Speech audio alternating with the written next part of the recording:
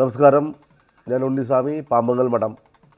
ഇപ്പോൾ തിരുവള്ളാട്ട് മഹോത്സവം വളരെ അടുത്ത നാളുകളിലേക്ക് ആവാറായി. അതിൻ്റേതായിരിക്കുന്ന കാര്യങ്ങളൊക്കെ വളരെ ഭംഗിയായിട്ട് തന്നെ അതിൻ്റെ ചടങ്ങുകളൊക്കെ നടന്നുകൊണ്ടിരിക്കുന്നുണ്ട്.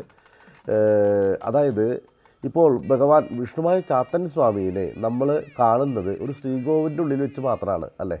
അപ്പോൾ ശ്രീകോവിലിൻ്റെ മുന്നിൽ നിന്ന് നമ്മൾ പ്രാർത്ഥിക്കുന്നു, നമ്മുടെ പ്രാർത്ഥന ഭഗവാൻ കേൾക്കുന്നു എന്നുള്ളൊരു വിശ്വാസം, എന്നുള്ളൊരു അനുഗ്രഹഭാവം നമുക്ക് ചൊരിയുന്നു എന്നുള്ള ഭാവങ്ങളൊക്കെ ഉണ്ട്. അതൊക്കെ ശരി തന്നെ.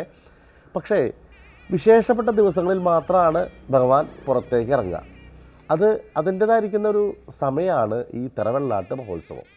ഭഗവാന്റേതായിരിക്കുന്ന ആ രൂപമായാലും പത്മമായാലും ആ കളത്തിലേക്ക് ഭഗവാന്റേതായിരിക്കുന്ന ആ ചൈതന്യത്തിനെ ആവാഹിച്ച്, അതായത് ഭഗവാൻ ശ്രീകോവിലിരിക്കുമ്പോൾ സ്ഥിരപ്രതിഷ്ഠയോ ചരപ്രതിഷ്ഠയോ ആയിരിക്കാം പല ഭാവങ്ങളിലും. പക്ഷേ ഭഗവാനെ ആ ശക്തിവത്തായിരിക്കുന്ന ആ പത്മകളത്തിലേക്കും മറ്റും ആ രൂപകളത്തിലേക്കും ആവാഹിച്ച് ഭഗവാന്റെ ചൈതന്യം പൂർണ്ണമായും ഉൾക്കൊണ്ടുകൊണ്ട് തന്നെ ആ കളങ്ങളിലുള്ള തോറ്റം പാട്ടുകളും മുതലായ കാര്യങ്ങളൊക്കെ ചെയ്ത് ഭഗവാന്റെ പ്രകൃതി ആ തോറ്റം പാടുന്ന ആ കർമ്മികൾ പറഞ്ഞ് ഭഗവാന്റേതായിരിക്കുന്ന ആ ശക്തി അത്യുന്നതങ്ങളിൽ എത്തിക്കുന്ന ഒരു ഭാവം.